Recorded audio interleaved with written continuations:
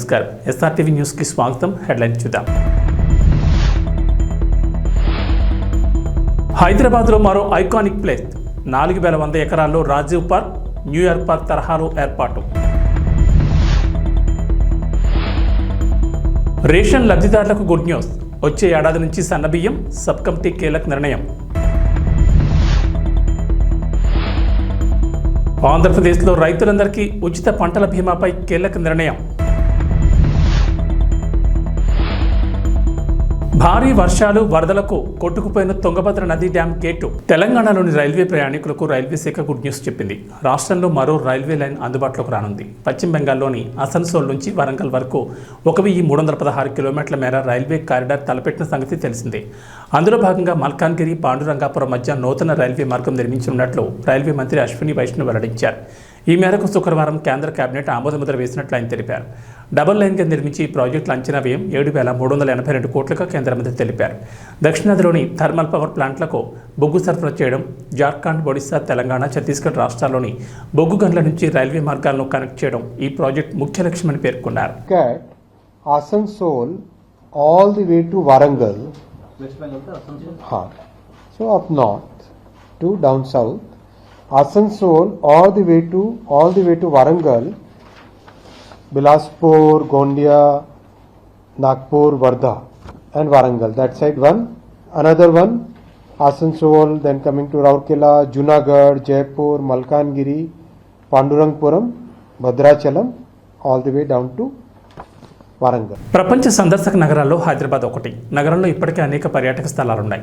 కుతుబ్ షాహీల టీవీకి అద్దం పట్టి చార్మినార్, గోల్కొండ కోట సహా హుస్సేన్ సాగర్, అతి ఎత్తైన అంబేద్కర్ విగ్రహం, ఇలా చెప్పుకుంటూ పోతే చాలా సందర్శన స్థలాలే ఉన్నాయి. కాగా నగరాభివృద్ధిపై స్పెషల్ ఫోకస్ పెట్టిన రేవంత్ ప్రభుత్వం నగరంలో మరో ఐకానిక్ ప్రాజెక్టును పట్టాలెక్కించేందుకు సిద్ధమైంది. అమెరికాలోని న్యూయార్క్ సెంట్రల్ పార్క్ తరహాలో హైదరాబాద్ రాజీవ్ పార్క్ను అభివృద్ధి చేయాలని ముఖ్యమంత్రి రేవంత్ రెడ్డి నిర్ణయించారు.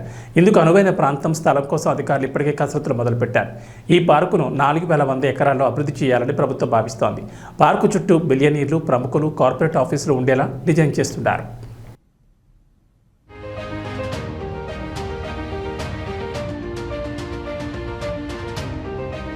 తెలంగాణలోని రేషన్ కార్డు లబ్ధిదారులకు ప్రభుత్వం తీపి కబురు చెప్పింది. వచ్చే ఏడాది నుంచి రేషన్ లబ్ధిదారులకు సన్నబియ్యం పంపిణీ చేయాలని డిసైడ్ అయింది. ఈ మేరకు కొత్త రేషన్ కార్డుల జారీ, విధి విధానాల ఖరారు అంశంపై ఏర్పాటు చేసిన కేబినెట్ సబ్ కమిటీ కీలక ప్రకటన చేసింది. చౌక ధరల దుకాణాలు, మధ్యాహ్న భోజన పథకం ద్వారా ఏటా 24 లక్షల టన్నుల దొడ్డు బియ్యం పంపిణీ జరుగుతోందని ఈ కమిటీ గుర్తించింది. దీంతో సగానికి పైగా దారి మడుతున్నట్లు తెలిపారు. ప్రస్తుతం అంగన్వాడీ సెంటర్లు, కొన్ని ప్రభుత్వ పాఠశాలలో మాత్రమే సన్నబియ్యం పంపిణీ జరుగుతుండగా వచ్చే ఏడాది నుంచి పూర్తిగా సన్నబియ్యం మంజూరు చేయాలని నిర్ణయం తీసుకుంది. ఇక తెలంగాణ ప్రజలు చాలా కాలంగా ఎదురుచూస్తున్న కొత్త రేషన్ కార్డుల పంపిణీపై కూడా కేబినెట్ సబ్ కమిటీ కీలక ప్రకటన చేసింది. త్వరలోనే కొత్త రేషన్ కార్డులు మంజూరు చేయాలని నిర్ణయించింది.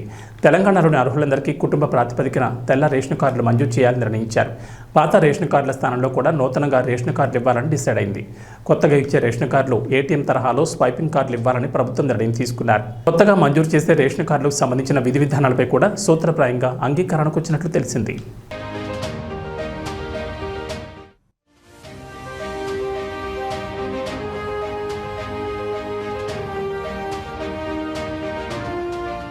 తెలంగాణ ప్రభుత్వంతో కలిసి పనిచేసేందుకు కాలిఫోర్నియాలోని ప్రపంచ ప్రఖ్యాత స్టాన్ఫోర్డ్ యూనివర్సిటీ ముందుకొచ్చింది.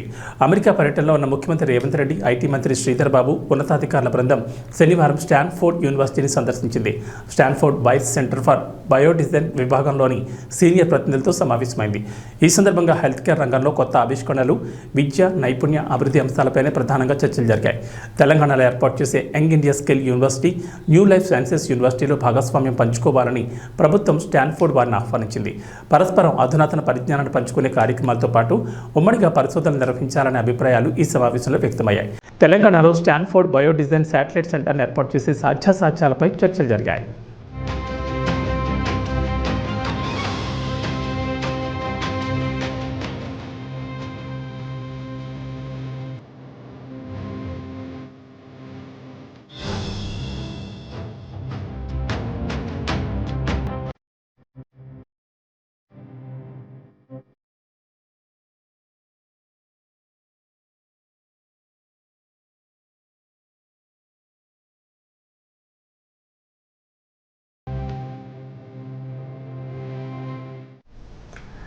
రాష్ట్రంలో అతి త్వరలోనే కొత్త రేషన్ కార్డుల జారీ ప్రక్రియ ప్రారంభం కానున్నట్లు ఇప్పటికే రాష్ట్ర పౌర సరఫరాల శాఖ మంత్రి నాదెండ్ల మనోహర్ చెప్పారు. ఇక కొత్తగా పెళ్లైన జంటలకు మ్యారేజ్ సర్టిఫికెట్ ఆధారంగా రేషన్ కార్డు జారీ చేయనున్నట్టు తెలిపారు. ఇక గతంలో అధికారంలో వైఎస్ జగన్మోహన్ రెడ్డి నేతృత్వంలోని వైసీపీ ప్రభుత్వం 2019 నుంచి 24 వరకు జారీ చేసిన రేషన్ కార్డులపై జగన్ ఫోటోను ముద్రించి వైసీపీ రంగులు కల్పించింది. అయితే జగన్ బొమ్మ వైసీపీ రంగులు తొలగించి రాష్ట్ర వ్యాప్తంగా కొత్త రేషన్ కార్డులను పంపిణీ చేయాలని ఇప్పటికే ప్రభుత్వం నిర్ణయించింది. ఈ క్రమంలోనే కొత్త రేషన్ కార్డులకు సంబంధించిన డిజైన్లను అధికారులు పరిశీలిస్తున్నారు. ఇక ఆంధ్రప్రదేశ్లో ప్రస్తుతం 1.48 కోట్ల రేషన్ కార్డులు ఉన్నాయి. ఇందులో ఆహార భద్రత చట్టం కింద కేంద్ర ప్రభుత్వం 89 లక్షల రేషన్ కార్డులకు నిత్యావసర సరుకులు అందిస్తోంది. మిగిలిన కార్డులకు రేషన్ ఖర్చును రాష్ట్ర ప్రభుత్వం భరిస్తూ వస్తోంది. అయితే వాటన్నింటినీ కూడా కేంద్ర ఆహార భద్రతా చట్టం పరిధిలోకి తీసుకోవాలని కేంద్ర ప్రభుత్వాన్ని రాష్ట్రం డిమాండ్ చేస్తుంటే అందుకు నిబంధనలు అంగీకరించమని కేంద్రం దాటవేస్తోంది. రేషన్ కార్డులు తొలగించారు. ఎవరైతే అర్హత ఉన్న లబ్ధిదారులు ఉన్నారో వాళ్ళకి ఆ అర్హత కలగకుండా చేశారు. మేము ఆల్రెడీ ఇనిషియేట్ చేసాం, కొత్త రేషన్ కార్డు డిజైన్ చేస్తున్నాం. ఆ కొత్త రేషన్ కార్డు డిజైన్ అవ్వగానే ముందుగా ఎవరైతే వివాహం చేసుకుని పాపం 2 కుటుంబాల నుంచి వచ్చిన వ్యక్తులు ఒక రేషన్ కార్డులో ఉండాలని కోరుకుంటారో వాళ్ళకి ఆ వెసులుబాటు కల్పించే విధంగా త్వరలోనే ఒక కార్యక్రమం చేపట్టబోతున్నాం రాష్ట్ర వ్యాప్తంగా. సో కొత్త రేషన్ కార్డులు జారీ డెఫినెట్గా చేస్తాం. వీటితో పాటు మీకు గుర్తు చేయాల్సిన బాధ్యత నాకు ఎందుకు ఉందంటే, పౌర సరఫరాల శాఖలో దాదాపు 40,000 కోట్ల రూపాయలు అప్పులు చేసి ఈ ప్రభుత్వం వెళ్ళిపోయింది. గత ప్రభుత్వం 5 సంవత్సరాలు 40,000 కోట్ల రూపాయలు. అందులో ఇంకా ఆశ్చర్యకరమైన విషయం ఏంటంటే, ధాన్యం కొనుగోలు చేసి రైతులకి 1,674 కోట్ల రూపాయలు బకాయిలు చేసి వెళ్ళిపోయారు. రైతాంగానికి చాలా నష్టం కలిగించారు గత 5 సంవత్సరాలు. ధాన్యం కొనుగోలు విషయంలో మీ అందరూ తెలిసి ఎన్ని అవకతవకలు జరిగినాయో.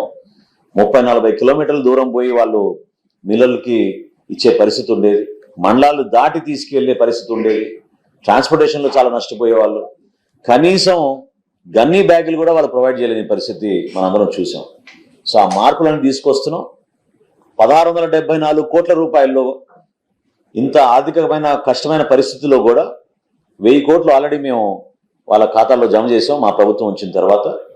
ఇంకొక 674 కోట్ల రూపాయలు సోమవారం రాష్ట్ర వ్యాప్తంగా ఆ రైతాంగానికి అందే విధంగా రూపాయి కూడా బకాయి లేకుండా పౌర సరఫరాల శాఖ నుంచి ఆ కార్యక్రమం చేయబట్టబోతున్నాం. దానికి నిజంగా మన ముఖ్యమంత్రి గారు చంద్రబాబు నాయుడు గారు, అదేవిధంగా ఉప ముఖ్యమంత్రి గారు పవన్ కళ్యాణ్ గారు చూపించిన చొరవతోటి రైతాంగానికి ఎక్కడ కూడా ఇబ్బంది కలగకుండా ఒక బాధ్యతతోటి మేము అనేక సంస్థలతో మాట్లాడి ప్రభుత్వం పైన ఎక్కువ భారం పడకుండా రైతాంగాన్ని మాత్రం నిలబెట్టాలి.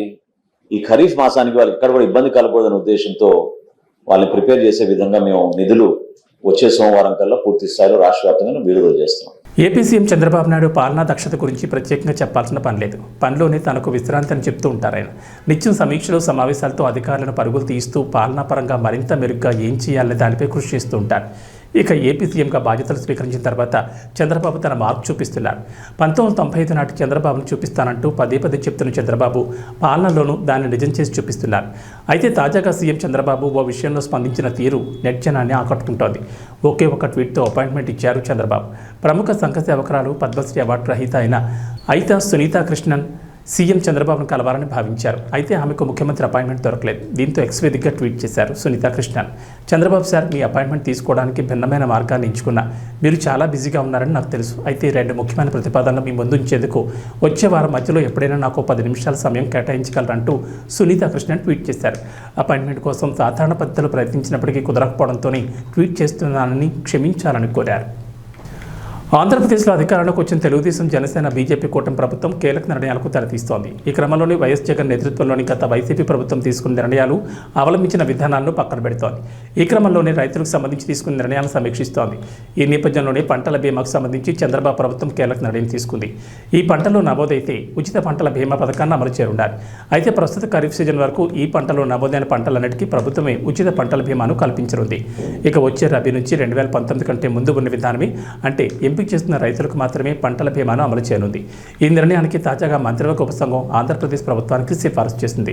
రాష్ట్రంలో ఎన్డీఏ ప్రభుత్వం వచ్చే నాటికే పంటల బీమా అమలుకు వ్యవసాయ శాఖ టెండర్లు పిలిచింది.